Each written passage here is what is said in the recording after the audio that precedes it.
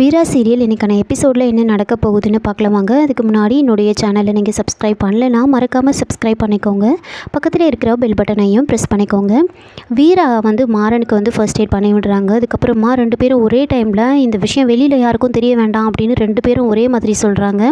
அப்போ மாறன் ஆமாம் நீ எதுக்காக இந்த விஷயம் தெரியக்கூடாதுன்னு சொல்கிற அப்படின்னு கேட்க, இல்லை காலையில் கல்யாணத்தை வச்சுக்கிட்டு இந்த விஷயம்லாம் தெரிஞ்சால் தேவையில்லாத பிரச்சனை வரும், அதனால தான் சொல்கிறேன் அப்படின்னு சொல்ல, உனக்கு உன் பிரச்சனை யாருக்கு என்ன ஆனால் உனக்கு என்ன வந்தது அப்படின்னு சொல்கிறாங்க. அப்போது வீரா ஆமாம் இந்த கல்யாணத்துக்காக நான் எவ்வளோ கஷ்டப்பட்டிருக்கேன்னு எனக்கு தான் தெரியும், எல்லா பிரச்சனையுமே உன்னால் தானே, நீ தானே குடிச்சிட்டு ஆக்சிடெண்ட் பண்ணது, அன்றைக்கி மட்டும் நீ ஹாஸ்பிட்டல் கொண்டு போய் சேர்த்துருந்தா இந்த அளவுக்கு வந்திருக்கமா சொல்லு, ஒத்த புள்ளியை இழந்துட்டோம் அப்படின்ற கோவத்தில் தான் அவங்க இப்படிலாம் பண்ணியிருக்காங்க, இந்த விஷயம் வெளியில் தெரிஞ்சால் அவங்கள கண்டிப்பாக போலீஸ் ஸ்டேஷனாக கூட்டிகிட்டு போவாங்க, இதெல்லாம் தேவையில்லைன்னு தான் நான் சொல்கிறேன், யாருக்கும் தெரிய வேண்டாம் அப்படின்னு சொல்கிறாங்க.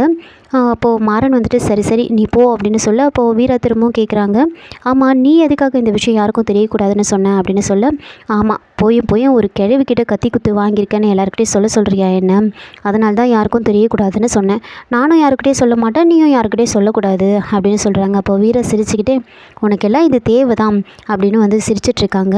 ஆமாம் உங்கள் வீட்டில் பொண்ணு எடுத்ததுக்கு இதெல்லாம் எனக்கு தேவை தான் அப்படின்னு சொல்லிட்டு மாறன் அங்கேருந்து போயிடுறாங்க. அப்புறம் அதை பற்றியே யோசிச்சுக்கிட்டு வீரா போயிட்டு படுத்துட்ருப்பாங்க. எல்லாரும் தூங்கிட்டாங்களா அப்படின்னு செக் பண்ணிவிட்டு திரும்பவும் வீரா எந்திரிச்சு மாறனை தேடிட்டு வராங்க.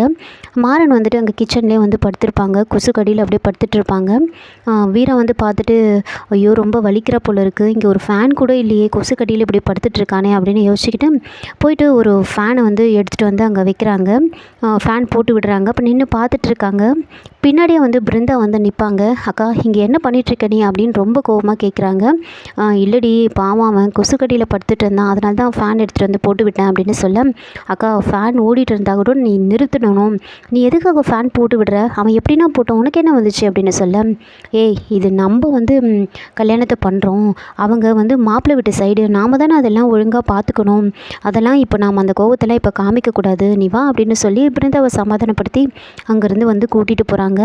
அதுக்கப்புறமா எல்லோரும் நல்லா தூங்கிடுவாங்க. மறுநாள் காலையில் மாறன் தான் ரொம்ப பரபரப்பாக எழுந்திரிச்சு எல்லாரையும் எழுப்பி டீ கொடுக்குறாங்க. எல்லாருக்கும் டீ கொடுத்துக்கிட்டே வராங்க. கரெக்டாக கண்மணியோட ரூமுக்கு வருவாங்க. கதவை பயங்கரமாக தட்டுறாங்க. அதுக்கப்புறம் வீரா டைம் பார்த்துட்டு டைம் ஆயிடுச்சு அப்படின்னு ரொம்ப பரபரப்பாக வீராவும் பிருந்தாவும் எழுந்திரிச்சு வெளியில் வராங்க. மாறன் டீ எடுத்துகிட்டு நின்றுட்டுருக்காங்க. பிருந்தா மாறனை பார்த்த உடனே, காலையிலேயே இவன் முகத்தில் முடிச்சிட்டோமா, என்னென்ன நடக்க போகுதோ தெரியல அப்படின்னு ரொம்ப கோவமாக முகத்தை வச்சுட்ருக்காங்க.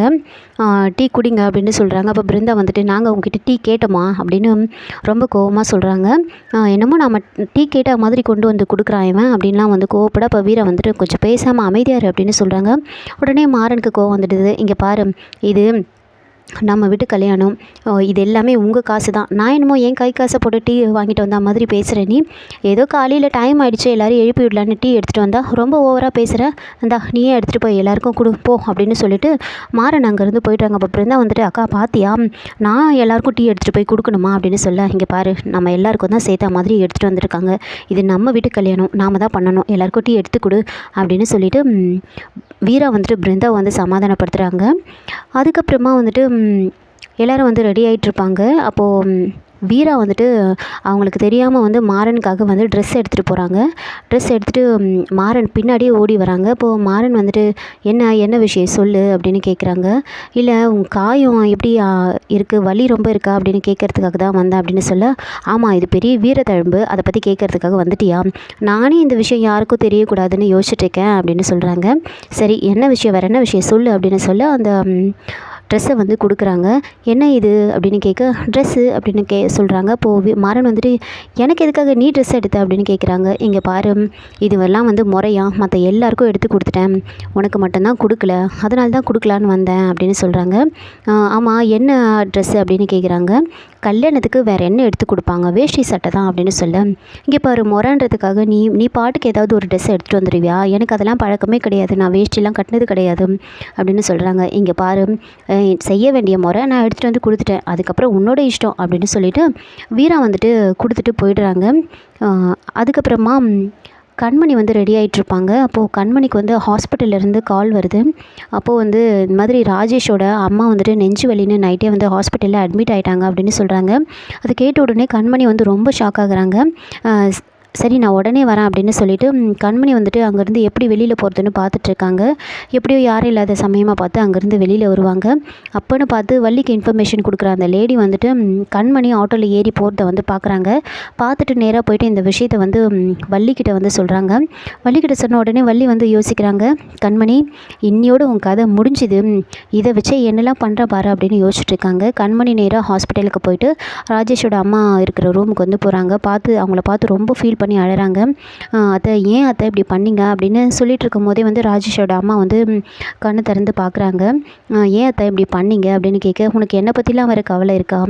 நீ தான் மொத்தமாக பணத்தை பார்த்து அந்த குடும்பத்தில் இருக்கிறவனை கல்யாணம் பண்ணிக்கணும்னு முடிவு பண்ணிட்டியே அப்படின்னு சொல்கிறாங்க. அப்போது கண்மணி வந்துட்டு, அத்தை எனக்கு கொஞ்சம் புரிஞ்சுக்கோங்க, போக போக உங்களுக்கே எல்லாமே புரியும், இப்போ என்னால் எதுவுமே பேச முடியாது அப்படின்னு சொல்கிறாங்க. சும்மா நடிக்காத என்கிட்ட, நீ பணத்தை பார்த்து நீ அந்த பையனை கல்யாணம் பண்ணிக்கிறல, நீ 2வது கல்யாணம் பண்ணிக்க வேண்டான்லாம் நான் சொல்லலை, நீ பண்ணிக்கோ. ஆனால் வந்துட்டு வேறு யாராவது கல்யாணம் பண்ணியிருந்துருக்கலாம். ராஜேஷை கொலை பண்ண அந்த குடும்பத்திலே வந்து நீ வந்து கல்யாணம் பண்ணிட்டு போறியே நீ. இப்போ தான் நான் ரொம்ப ஃபீல் பண்ணுறேன், ராஜேஷ் உன்ன மாதிரி ஒரு பொண்ணை போய் கல்யாணம் பண்ணிக்கிறானே, நீ இப்போ தான் நான் ரொம்ப கவலைப்படுறேன் அப்படின்னு சொல்ல கண்மணி ரொம்ப ஃபீல் பண்ணி அழறாங்க. இதோட இந்த எபிசோடை வந்து முடிச்சிருக்காங்க. என்னோட ரிவ்யூ பிடிச்சிருந்தால் லைக் பண்ணுங்கள், மறக்காமல் சப்ஸ்கிரைப் பண்ணுங்கள். தேங்க்யூ.